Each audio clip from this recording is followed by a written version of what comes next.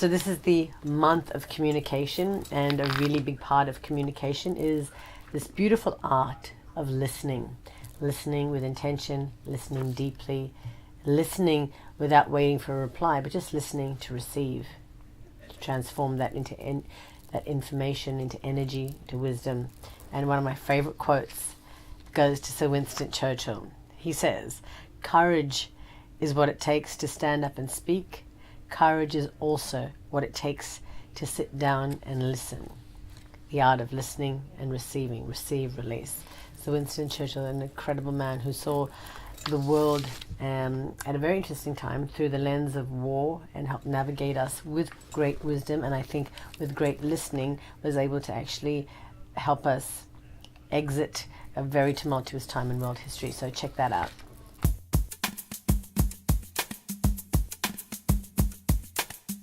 Oftentimes people talk about, like, how do I listen to myself?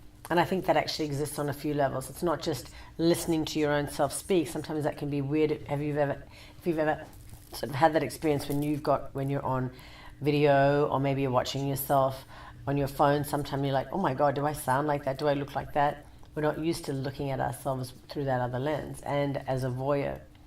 And that actually kind of also happens in the body system.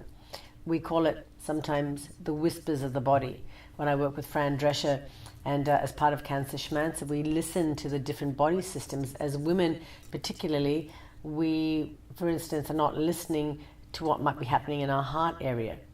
This is something that we really need to do as younger women, is actually listen to the body system, the whispers of the body. That ache might not just be an ache, it's something to check about. You know, it's something to check into. What you eat also has a response in the body, and how you should eat according to your body type, the time of the year, the locale that you live in. All those things sort of speak into all the overall ecosystem of the body, and making sure that you listen to what your body needs. If you're out with friends and everybody's ordering food or alcohol and whatever else it might be, if you don't feel like food or alcohol or eating something that's not in alignment with you, just say no. You know, chill out, have a cup of tea, have something like a ginger tea, and just be present and enjoy the company. But it doesn't mean just because everyone else is doing something that you need to.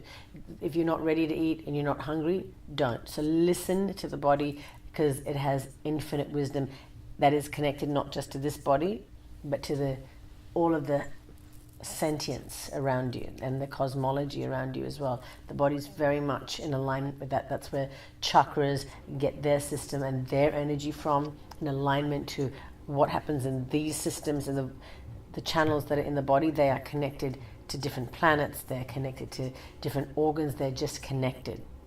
Listen and you receive and gain.